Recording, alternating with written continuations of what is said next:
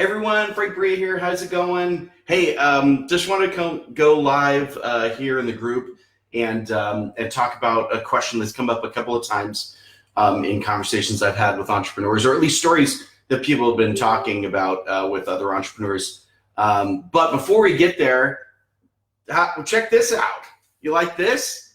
This is our new logo, and now we got it here behind. So kind of that, we think that's cool. All right. What does it mean when an entrepreneur says they grew too fast? And you hear this all the time, right? Like entrepreneurs tell their stories like they grew a company and they're like, oh, we were doing really well, but we grew too fast and crashed it. And so what does that mean? Like, I think a lot of times people say they grew too fast because it's a nice way to basically talk about how they failed, but in a good way. Like we were too successful, we were too good, so we grew too fast. But let's actually talk about that. You can in fact grow too fast. That is true. I don't want to say that you can't. But what is it a sign of? Like when you grow too fast, what does that actually mean?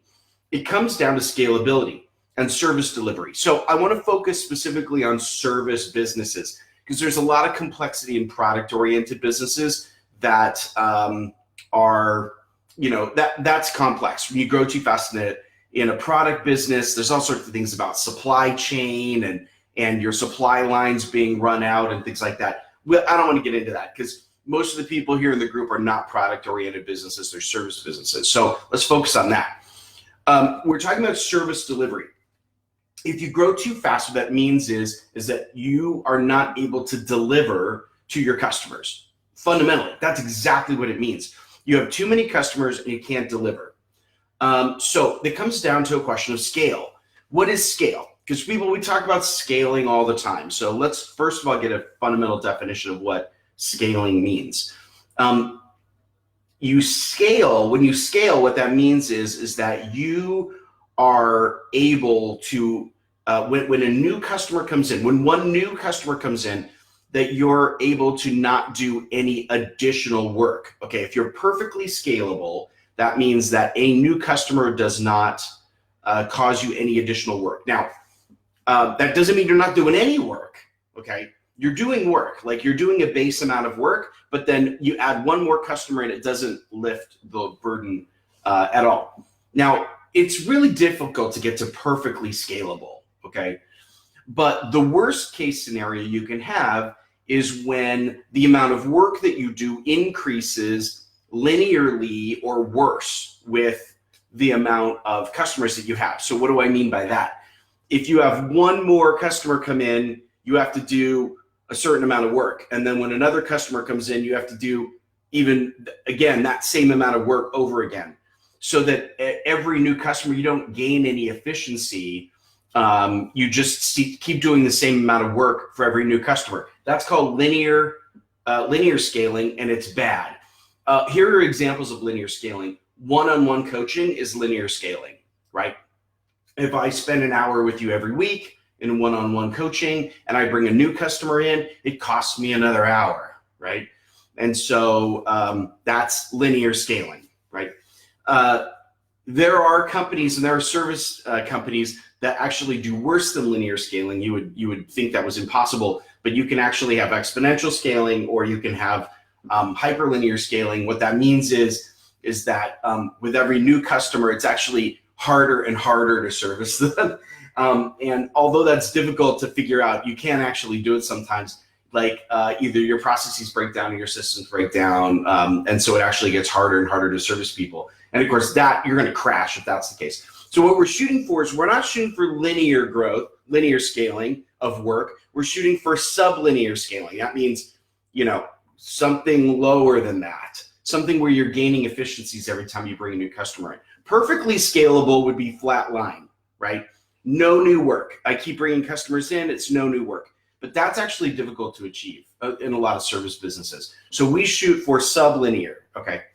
That means every customer that comes in, we gain some efficiency with it. All right, how do you do that?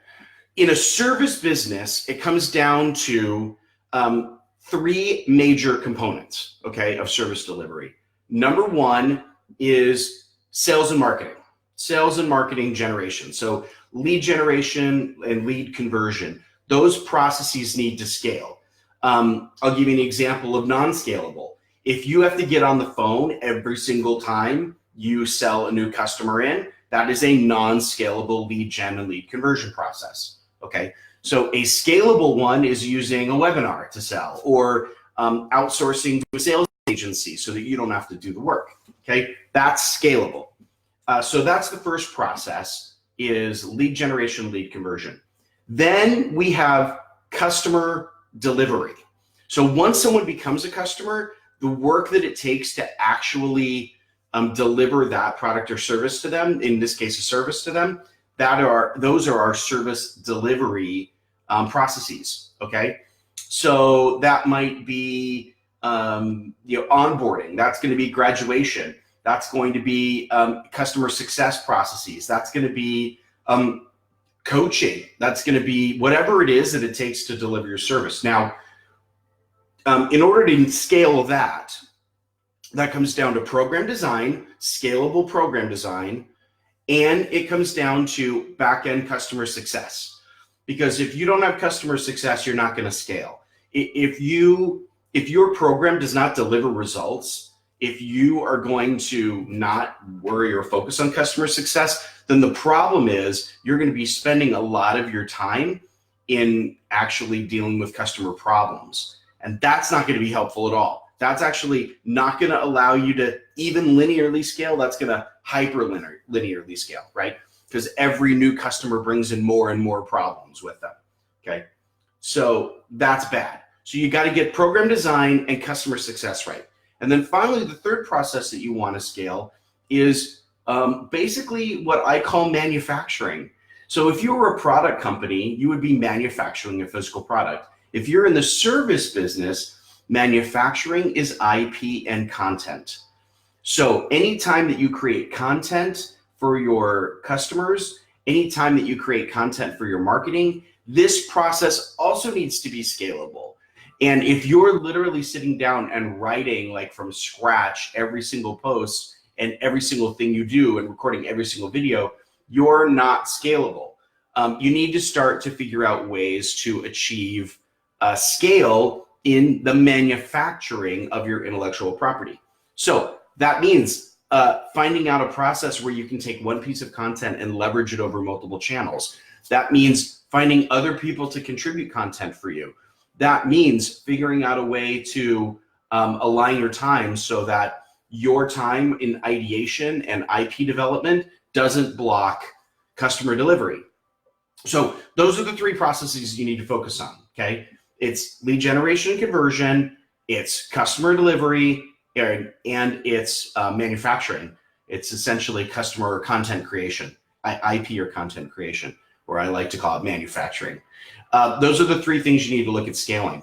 So if you can nail those three, then this whole grew too fast problem becomes not an issue anymore, because you're able to gain efficiencies and acceleration every time you bring on a new customer. So we're trying to bend the curve from this linear growth into sublinear growth, that the amount of work that it takes for you to bring on a new customer gets easier and easier. It's called marginal improvement, and that's how you get out of the grow too fast mode. So what happens if you ignore all this stuff and you just continue to do what you're doing? What happens is that you react to the grow too fast. What do you say? Oh, well, I don't want to grow too fast, so guess what I'm going to do? I'm going to grow slowly. Well, that's dumb. That's a horrible way to end that discussion, right? That shouldn't be your option. It shouldn't be, well, I don't want to grow too fast, so I'm going to grow slowly. Don't grow slowly. Grow according to your scaling curve. So as you get better in implementing scalable processes on the back end for customer delivery, for lead generation and conversion, and for content manufacturing, you will be able to accelerate the number of customers that you can bring on.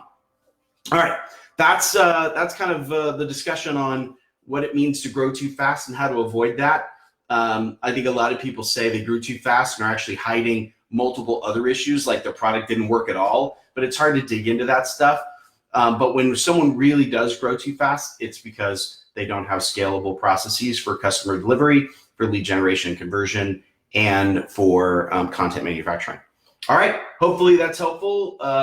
Leave me a comment below and tell me about some of the processes you're trying to scale right now in your program, either the delivery or the design, and maybe we can get into a little bit of a discussion about how I can help you push that forward. All right, cool. It was great seeing you, everyone. This, again, I'm going to be super excited about this here behind us because that's our brand new logo and our brand new brand. We're really proud of it, and so that's why it's going to be stuck here behind my head on video now from here on out. All right, take care. Hope to talk to you soon. All right, bye-bye.